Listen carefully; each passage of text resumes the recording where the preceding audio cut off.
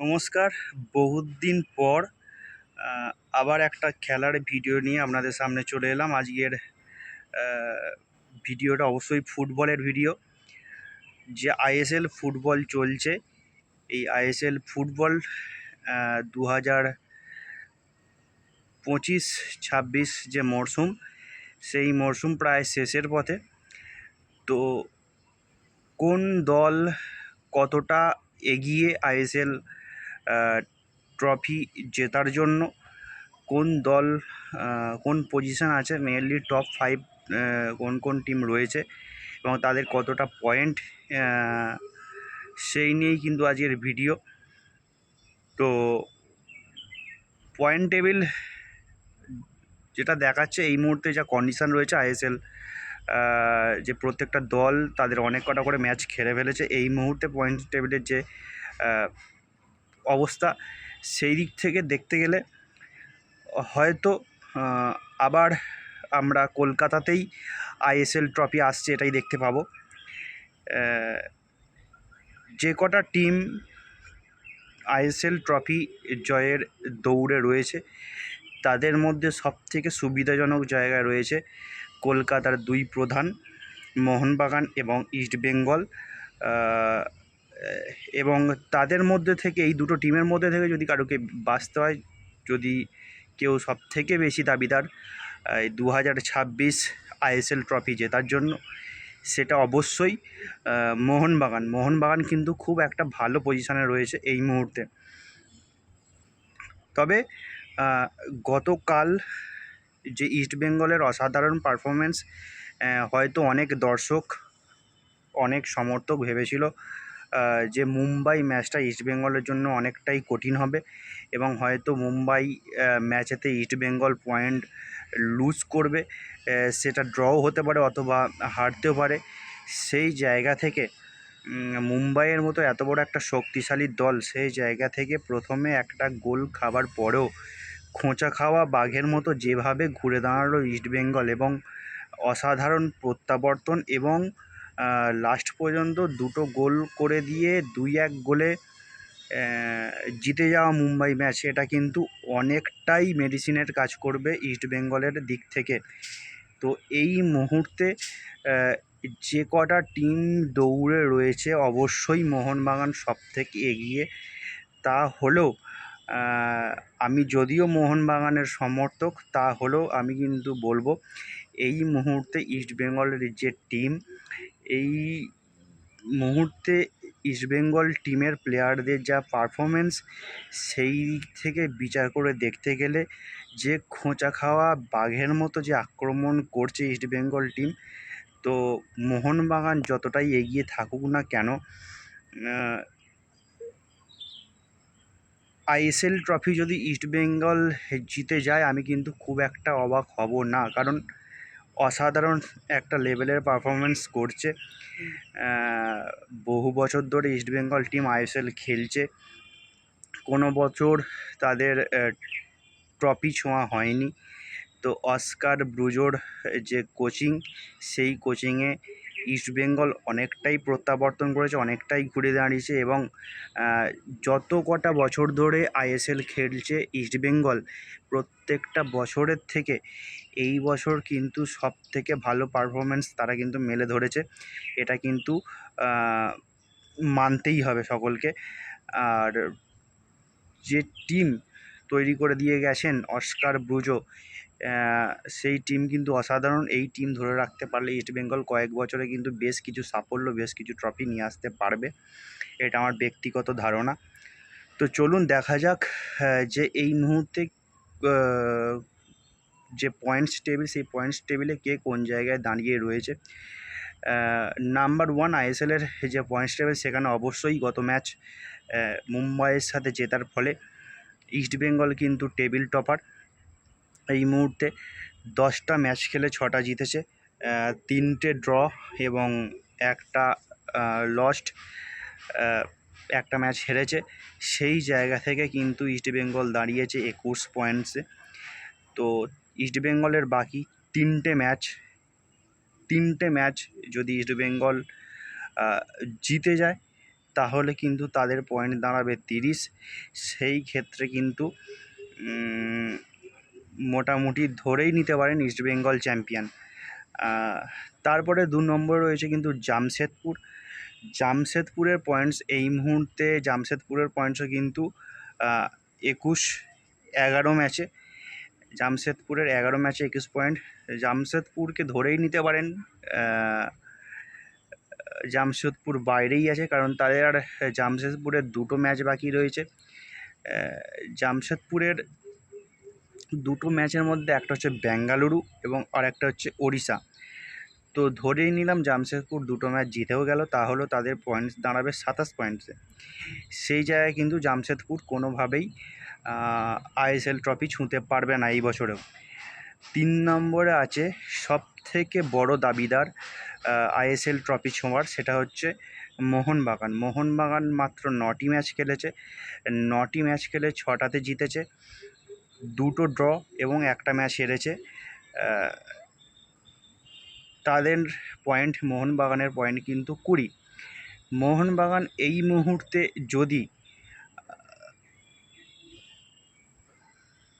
তাদের 4টে ম্যাচই জিতে যায়, তাহলে কিন্তু সকলের ধরাছোঁয়ার বাইরে চলে যাবে মোহনবাগান। অর্থাৎ কারুর কোনো খেলার দিকে তাদের তাকাতেই হবে না, তারা কিন্তু নিশ্চিন্তে চ্যাম্পিয়ন হয়ে যাবে। 4 নম্বরে আছে গোয়া এবং 5 নম্বরে আছে মুম্বাই। গোয়া এবং মুম্বাইয়ের অবস্থা প্রায় এক। 11টা করে ম্যাচ খেলেছে, 5টা করে জিতেছে, 4টে করে ম্যাচ ড্র করেছে এবং 2টো করে হেরেছে। এবং গোয়া এবং মুম্বাই দুজনেরই পয়েন্ট কিন্তু 19। সেই দিক থেকে দেখতে গেলে যদি গোয়া এবং মুম্বাই তাদের 2টো করে নেক্সট 2টো করে ম্যাচ জিতেও যায়, তারা কিন্তু খুব জোর পৌঁছবে 25 পয়েন্ট করে। সুতরাং গোয়া, মুম্বাই, জামশেদপুর, এই যে টপ 5-এর এই যে 3টে টিম রয়েছে, এই 3টে টিমের প্রায় 99% সম্ভাবনা কোনোভাবেই কিন্তু নেই আইএসএল ট্রফি জেতার এই বছর। তো সবথেকে জোরালো দাবিদার হচ্ছে অবশ্যই মোহনবাগান এবং ইস্টবেঙ্গল। এইবার সবথেকে মজার বিষয় হচ্ছে মোহনবাগানের 2টো কঠিন ম্যাচ রয়েছে এবং 2টো খুব সহজ ম্যাচ রয়েছে। ধরেই নেওয়া যাক মোহনবাগান 2টো ম্যাচ খুব আরামে জিতে গেল। অর্থাৎ মোহনবাগানের নেক্সট যে 4টে ম্যাচ বাকি রয়েছে, তাদের মধ্যে রয়েছে গোয়া, ইন্টারকাশি, দিল্লি এবং ইস্টবেঙ্গল। ইস্টবেঙ্গল হচ্ছে ডার্বি ম্যাচ কখনোই কেউ এগিয়ে থেকে শুরু করে না। ডার্বি ম্যাচের পরিকল্পনা যে যাই করুক না কেন, মেন সেই ম্যাচের চাপটাই হচ্ছে আসল। সেই চাপ যে নিয়ে খেলতে পারবে সেই কিন্তু ডার্বি ম্যাচ জিতবে। সে যে টিমই যতটা এগিয়ে থাকুক বা পিছিয়ে থাকুক পয়েন্টস টেবিলে, সেটা কিন্তু ডার্বি ম্যাচ কখনোই ধরা যাবে না। সুতরাং যদি মোহনবাগানকে আইএসএল চ্যাম্পিয়ন হতে হয়, তাহলে আগামী 3টে ম্যাচ মোহনবাগানকে জিততেই হবে।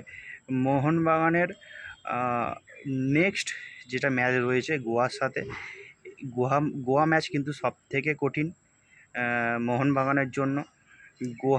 গোয়া ম্যাচ যদি মোহনবাগান কোনো রকমে জিতে যায়, তাহলে কিন্তু ধরে রাখুন মোহনবাগান আইএসএল ট্রফি জেতার জন্য একটা পা অলরেডি বাড়িয়ে ফেলেছে এবং তাদের একটা হাত অলরেডি ট্রফিতে ছুঁয়ে ফেলেছে।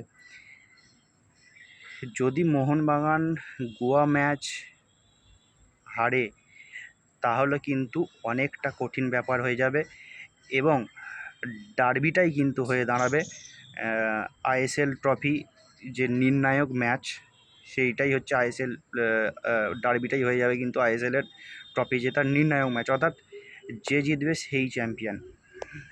এইখানেও একটা টুইস্ট রয়েছে, ইস্টবেঙ্গলের একটা বড় ম্যাচ রয়েছে, ইস্টবেঙ্গলের 2টো বড় ম্যাচ রয়েছে। সেটা হচ্ছে একটা পাঞ্জাবের সাথে, একটা মোহনবাগানের সাথে, আর মাঝে আর একটা ম্যাচ রয়েছে ইন্টারকাশির সাথে ম্যাচ ইস্টবেঙ্গল জিতে যাবে। যদি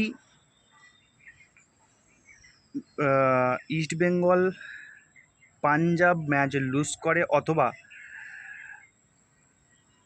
পয়েন্ট পাঞ্জাব ম্যাচ থেকে ইস্ট বেঙ্গল পুরোপুরিভাবে তুলে নিয়ে আসতে না পারে, তাহলে কিন্তু সম্পূর্ণভাবে অ্যাডভান্টেজ হচ্ছে মোহনবাগান।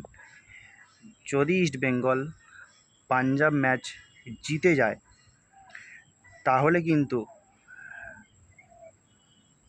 আমি যত বড়ই মোহনবাগান সমর্থক হই না কেন, খেলার দিক থেকে দেখতে গেলে যা কন্ডিশন এই মুহূর্তে, খেলার প্লেয়ারদের যে ক্ষিপ্রতা, ট্রফি জেতার যে আগ্রহ, যে এই মুহূর্তে যা পারফরমেন্স, এই দিক থেকে বিচার করে দেখতে গেলে যদি ইস্টবেঙ্গল পাঞ্জাব ম্যাচ জিতে যায়, তাহলে কিন্তু আমার মনে হয় 85% চান্স রয়েছে ইস্টবেঙ্গলের আইএসএল ট্রফি জেতার।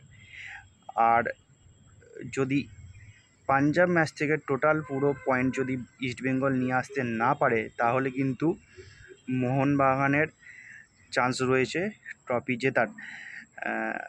তো মোটামুটি যে 5টা টিমের কথা বললাম, আপনাদের বললাম জামশেদপুর, গোয়া এবং মুম্বাই, 3টে টিম ধরে নিন খাতার বাইরে। এরা আইএসএল ট্রফিতে হাত দেওয়া থেকে অনেকটাই দূরে রয়েছে। সুতরাং যে দুটো টিম বললাম, কলকাতায় আবার ট্রফি আসছে আইএসএল ট্রফি, সেটা ইস্টবেঙ্গল হোক অথবা মোহনবাগান। মোহনবাগানের চান্স সব থেকে বেশি থাকলেও ইস্টবেঙ্গল কিন্তু খুব একটা পিছিয়ে নেই। তো দেখা যাক আগামী ম্যাচগুলো কি হয়।